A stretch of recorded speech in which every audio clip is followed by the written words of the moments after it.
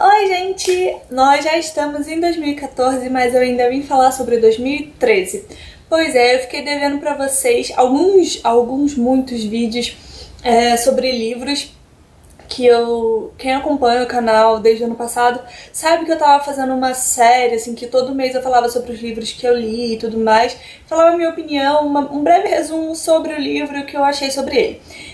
Nos últimos meses do ano eu comecei a reler Harry Potter, então por isso eu parei de fazer esses vídeos, porque não valia a pena, né, ficar fazendo todo mês vídeo falando sobre Harry Potter. Então eu decidi parar e começar a fazer agora de novo em 2014, mas antes de começar esses vídeos mensais, eu vim aqui falar sobre os meus livros favoritos de 2013. Então eu separei aqui 10 livros, mas eu contei assim, tipo, série de livros eu contei como um livro só, porque senão eu ia ter que ficar escolhendo entre um e outro e tudo mais, e aí é muito blá blá blá, muito mimimi.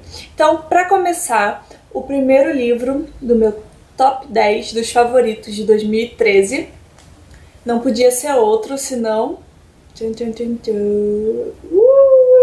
Harry Potter! Eu já li Harry Potter, já assisti os filmes e tudo mais, mas eu sou muito fã e eu vou ler todos os anos da minha vida, se puder. Então ele vai estar sempre na minha listinha dos favoritos. Eu peguei aqui o Harry Potter e a Pedra Filosofal só pra simbolizar, mas junto com ele estão todos os outros livros da série, então eles estão nos meus favoritos de 2010. Outro livro que eu tenho aqui que eu gostei muito, muito, muito e que marcou o meu ano de 2013 foi Extraordinário. Esse aqui é a capa antiga, né? Eu já vi que tem uma outra capa azulzinha e tudo mais. Mas eu falei já um pouquinho dele aqui no canal, já fiz resenha também lá no blog, então se vocês quiserem é só passar lá pra ver. Esse livro ele conta a história de um menino que ele tinha uma série de problemas, de deficiências que faziam com que o rosto dele ficasse deformado, assim, ficasse bem fora da aparência, dos padrões de beleza, vamos dizer assim. Então ele estudava em casa e tudo mais, e em determinado momento a mãe dele decidiu que ia colocar ele numa escola e ele ia ter que se adaptar aos alunos, ia ter que aprender a conviver em sociedade. E aí quem acaba aprendendo mais são os outros alunos, né? Ele também passa por várias discriminações por ter essas deficiências e tudo mais, mas os outros alunos também aprendem muito com ele e aprendem questões mais humanas, vamos dizer assim. Então esse livro é muito interessante, ó. E ele tem uma narrativa muito legal também, porque cada hora ele é narrado por um personagem diferente, então você consegue ver a mesma situação só que de vários pontos de vista diferentes, então é uma narrativa muito interessante. Outra série que eu tenho aqui é Ana e o Beijo Francês. Eu separei Ana e o Beijo Francês e Louro e o Garoto Tá Acasalado contando como um livro só, porque fazem parte da mesma série. E tem um terceiro livro que eu ainda não tenho, eu acho que ainda não saiu em português, que é Isla e o Felizes para Sempre, se eu não me engano, e eu quero também, mas ainda não tenho. E é uma trilogia de certa forma, mas não são histórias totalmente relacionadas. Por exemplo, no primeiro livro conta a história da Ana, que ela foi morar na França e ela não queria, e ela queria ficar na cidade dela, mas quando ela chega lá pra estudar, pra aprimorar o francês e tudo mais, ela descobre que pode ser legal e ela começa a viver várias aventuras por lá e ela vai passando por lugares incríveis que quando eu for na França, com certeza eu quero refazer, assim, todos os lugares que ela foi, eu quero ir, porque é muito mágico poder pensar, assim, nas cenas acontecendo naqueles lugares e tudo mais. Então, Ana e o Beijo Francês acaba no final do livro, obviamente, e em Lola e o Garoto da Casa ao Lado, a história é a história da Lola e do Garoto da Casa ao Lado. Só que a Ana também aparece nessa história. Ela não é a principal, mas ela se relaciona de alguma forma com esses personagens daqui. E também é muito interessante. A Lola é uma menina toda pra frentex, sabe? Que gosta de moda, gosta de se vestir do jeito dela, gosta de usar perucas e a roupa que ela quiser. E o Cricket, que é o Garoto da Casa ao Lado, ele tem uma história com a Lola, eu também não posso dizer muito, mas os dois livros valem muito a pena, são dois romances assim, mas são bem engraçadinhos e cheios de nhonhonhoi na história pra gente se apaixonar também. Mais uma série, A Seleção, gente, isso daqui eu indico muito, muito, muito pra quem quiser uma leitura assim diferente. Ele conta a história que se passa assim num futuro, vamos dizer assim. E é uma coisa, ó, a história do lugar onde eles vivem, do país onde ela vive, é totalmente surreal.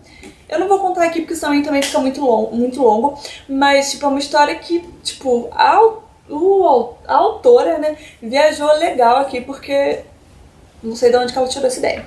Mas enfim, em um país no futuro e tem tipo um sistema de castas, vamos dizer assim, e os mais pobres, os mais ricos, eles são divididos e cada casta, vamos dizer assim, tem um segmento.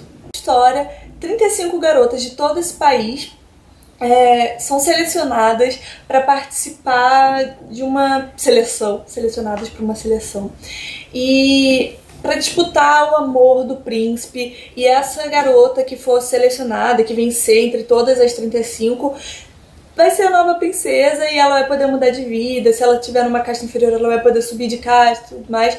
Então é uma viagem muito louca, mas é muito divertido e é muito romântico. E no livro 2, a gente, que é esse aqui, que é o Elite, a gente fica muito dividido, assim, a gente não sabe se a gente gosta da menina, se a gente odeia, se a gente quer um cara, se a gente quer o outro. Só lendo mesmo pra vocês saberem, porque é muito angustiante, mas é muito, muito, muito emocionante. E eu não vejo a hora de ler o último desses 3 livros aqui. Na verdade, eu tenho 2, eu quero ler o terceiro. Vocês entenderam, né? É um livro que eu tenho pra indicar pra vocês, e dessa vez é pra quem quer se emocionar. Muito. E não é a culpa das estrelas, ainda. Porque quando fala em emocionar e chorar, todo mundo pensa nele, né? Mas não. Por enquanto eu vou falar do Como Eu Era Antes de Você.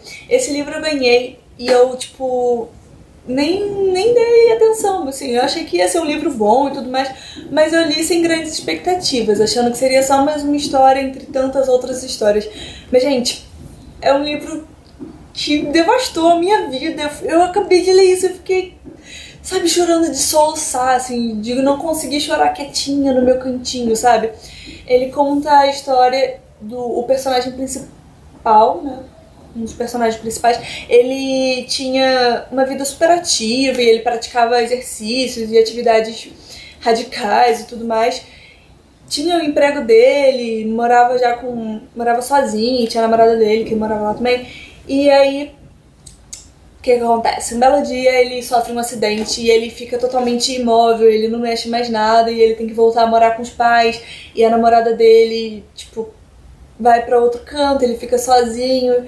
E é uma confusão. E ele se torna uma pessoa muito rabugenta porque a vida dele simplesmente, ele viveu como se a vida tivesse acabado. Então, eles têm que procurar alguém pra cuidar dele, né? Porque os pais dele não podem ficar 24 horas por dia ao lado dele. E é nesse alguém que eles começam a procurar pra cuidar deles que a história começa a mudar. Mas, gente, é muito triste essa história. E é muito emocionante e é muito linda. Mas, sério, eu fiquei inconformada com o final dessa história. Mas leiam porque é muito bom. Sim, olha quem temos aqui. A Culpa é das Estrelas. Todo mundo falando sobre esse livro, e aí eu fiquei curiosa, fui lá e comprei e tudo mais. Eu li de um dia pro outro e ele é realmente muito... Ai, gente, cheirinho de livro. E ele é realmente muito bom. Ele conta a história da Hazel, que ela era uma jovem com câncer, e ela frequentava um grupo de apoio para crianças e adolescentes com câncer. E lá ela conhece o Gus, e juntos eles começam uma amizade, vamos dizer assim, e eles começam a viver algumas experiências juntos, e no final também é bem triste, mas eu vou deixar pra vocês lerem. É muito bom, também vale a pena. No mesmo autor, que já se tornou um dos meus autores favoritos, temos mais John Green aqui. Esse aqui é o Teorema Catherine, que eu li depois que eu li A Culpa é das Estrelas, e ele também foi um amorzinho na minha vida. Esse aqui já é bem mais divertido, não é triste que nem o outro, mas ele também é muito cativante. Ele é muito dinâmico, esse livro, e ele é engraçado e ele é envolvente ao mesmo tempo. Ele conta a história de um menino que é viciado em anagramas, sabe? Quando você pega uma palavra e inverte as letras e forma outra palavra com aquelas mesmas letras, só que em outras posições. Então, ele é viciado em anagramas. E ele tem outras tantas manias, só que uma delas é namorar Catherines. não chega a ser uma mania, né? Eu acho que era mais uma coincidência, mas no final ele já tinha namorado 19 Catherines e todas elas terminaram com ele.